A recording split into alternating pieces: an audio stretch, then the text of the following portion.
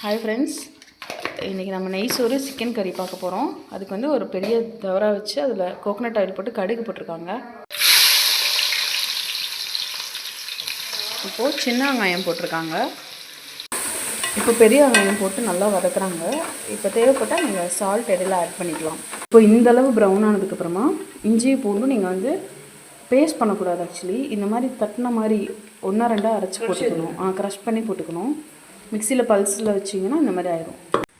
இந்த ஸ்டேஜில் 3 பச்சை மிளகா ஸ்லைஸ் பண்ணி போட்டிருக்காங்க. இப்போ நீங்கள் உங்கள் காரத்துக்கு ஏற்ற மாதிரி மிளகாத்தூள் போட்டுக்கணும். இப்போது மல்லித்தூள் போட்டுக்கணும். 3 ஸ்பூன் போடுறாங்க. வீட்டில் ப்ரிப்பேர் பண்ண கரம் மசாலா போடுறாங்க.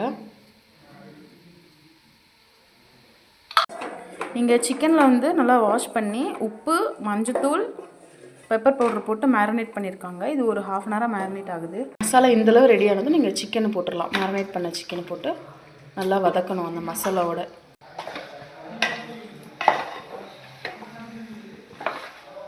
இப்போ ஒரு லிட்டு போட்டு க்ளோஸ் பண்ணியாச்சு. ஃப்ளேம் ஹையில் வச்சுருக்காங்க. இந்த ரெசிபிக்கு ரொம்ப இம்பார்ட்டண்ட் இந்த ஃப்ரெஷ் கறிவேப்பிலை தான். இப்போ தான் பின்னாடி தோட்டத்தில் பறிச்சுட்டு வந்தாங்க. இந்தளவு மசாலாலாம் வதங்கினதுக்கப்புறமா சிக்கன் நல்லா வெந்ததுக்கப்புறம் நிறைய ஃப்ரெஷ்ஷான கருவேப்பிலை போடுறாங்க. சீரக சம்பா அரிசி எடுத்துருக்காங்க. அது தனி பாத்திரத்தில் போட்டு நல்லா வாஷ் பண்ணிக்கிறாங்க. ஒரு 2 to 3 டைம்ஸ் வாட்டர் கிளியர் ஆகிற வரைக்கும். இந்தளவு உங்களுக்கு இங்கே எண்ணெய்லாம் பிரிஞ்சு வந்துடும். ஸோ இந்தளவு வந்தால் கிரேவி ரெடி. இப்போது அந்த ரைஸ் வாஷ் பண்ணாங்களே அதை வந்து விறகடுப்பில் பெரிய பாத்திரம் வச்சுருக்காங்க நெய் சோறு பண்ணுறதுக்காக. அது எப்படி பண்ணுறாங்கன்னு பார்ப்போம். இங்கே சுடு தண்ணி ரெடியாக இருக்குது. இப்போது நெய் போட்டாங்க. சட்டி காஞ்சிச்சு. ஸோ நெய் போட்டாங்க. நல்லா தாராளமாக நெய் போடுறாங்க. ஏன்னா இது நெய் சோறு இல்லையா. இங்கே வந்து இந்தளவு கிராம்பு, இவ்வளோ சும்மா ஒரு வெங்காயம் வச்சுருக்காங்க. ஆக்சுவலி இதோட பட்டை போடணும். அவங்கள்ட்ட பட்டை இல்லை. ஸோ நீங்கள் போட்டுக்கோங்க. தேங்காய் எண்ணெயும் உள்ளே போடுறாங்க. அதோடையே பட்டை கிராம்பு நீங்கள் போட்டுக்கோங்க. எங்கள்கிட்ட கிராம்பு இல்லை.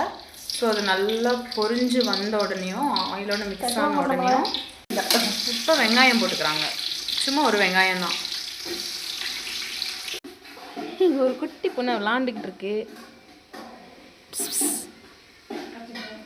இந்த சமயத்தில் ரைஸ் போட்டுடணும். ஆக்சுவலி ரைஸை வந்து அவங்க சோக் பண்ணவே இல்லை. வாஷ் பண்ணி எடுத்து வச்சதோட சரி அப்படியே போட்டாங்க அந்த ஆயில் கீயோடையே. ஸோ நல்லா நீங்கள் விரவி கொடுக்கணும். இதுக்கு சால்ட் இனிமேல் தான் ஆட் பண்ணுவாங்க.